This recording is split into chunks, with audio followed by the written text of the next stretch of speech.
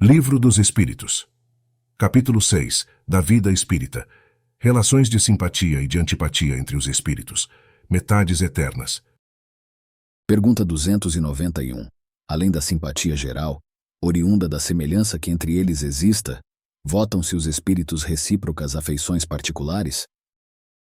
Do mesmo modo que os homens, sendo porém que mais forte é o laço que prende os espíritos uns aos outros, quando carentes de corpo material, porque então esse laço não se acha exposto às vicissitudes das paixões. Pergunta 292. Alimentam ódio entre si os espíritos? Só entre os espíritos impuros há ódio, e são eles que insuflam nos homens as inimizades e as dissensões. Pergunta 293. Conservarão ressentimento um do outro, no mundo dos espíritos, dois seres que foram inimigos na terra? Não. Compreenderão que era estúpido o ódio que se votavam mutuamente e pueril o motivo que o inspirava. Apenas os espíritos imperfeitos conservam uma espécie de animosidade, enquanto se não purificam. Se foi unicamente um interesse material o que os inimizou, nisso não pensarão mais, por pouco desmaterializados que estejam, não havendo entre eles antipatia e tendo deixado de existir a causa de suas desavenças, aproximam-se uns dos outros com prazer.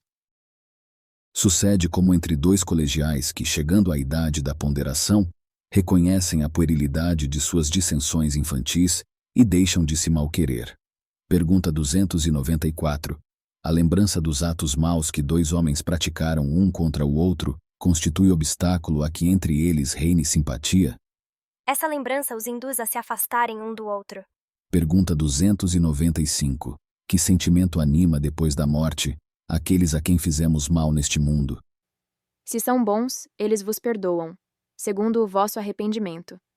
Se maus, é possível que guardem ressentimento do mal que lhes fizestes e vos persigam até, não raro, em outra existência. Deus pode permitir que assim seja, por castigo. Pergunta 296. São suscetíveis de alterar-se as afeições individuais dos espíritos? Não. Por não estarem eles sujeitos a enganar-se, falta-lhes a máscara sob que se escondem os hipócritas. Daí vem que, sendo puros, suas afeições são inalteráveis. Suprema felicidade lhes advém do amor que os une. Pergunta 297. Continua a existir sempre no mundo dos espíritos a afeição mútua que dois seres se consagraram na terra? Sem dúvida, desde que originada de verdadeira simpatia. Se, porém, nasceu principalmente de causas de ordem física, desaparece com a causa. As afeições entre os espíritos são mais sólidas e duráveis do que na terra, porque não se acham subordinadas aos caprichos dos interesses materiais e do amor próprio. Pergunta 298. As almas que devam unir-se estão desde suas origens predestinadas a essa união, e cada um de nós tem, em alguma parte do universo, sua metade, a que fatalmente um dia se reunirá? Não. Não há união particular e fatal de duas almas. A união que há é a de todos os espíritos, mas em graus diversos, segundo a categoria que ocupam, isto é, segundo a perfeição que tenham adquirido. Quanto mais perfeitos, tanto mais unidos.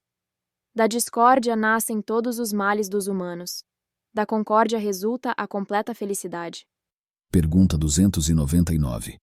Em que sentido se deve entender a palavra metade, de que alguns espíritos se servem para designar os espíritos simpáticos?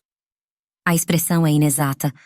Se um espírito fosse a metade de outro, separados os dois, estariam ambos incompletos.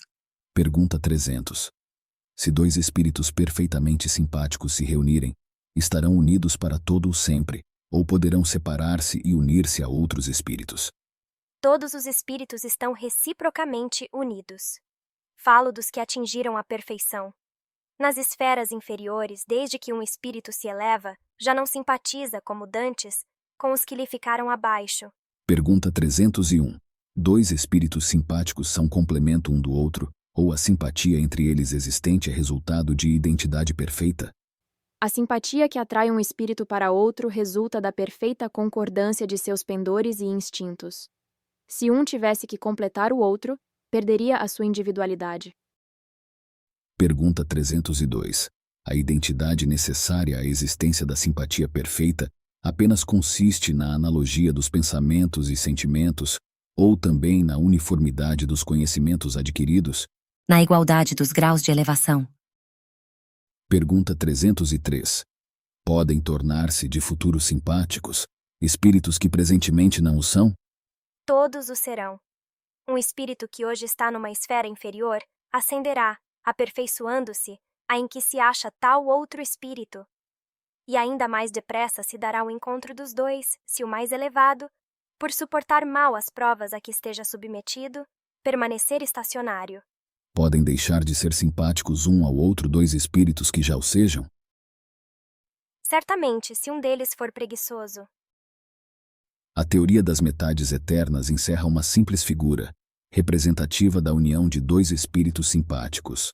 Trata-se de uma expressão usada até na linguagem vulgar, e que se não deve tomar ao pé da letra.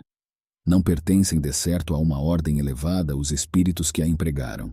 Necessariamente, limitado sendo o campo de suas ideias, exprimiram seus pensamentos com os termos de que se teriam utilizado na vida corporal. Não se deve, pois, aceitar a ideia de que, criados um para o outro, dois espíritos tenham, fatalmente, que se reunir um dia na eternidade, depois de haverem estado separados por tempo mais ou menos longo.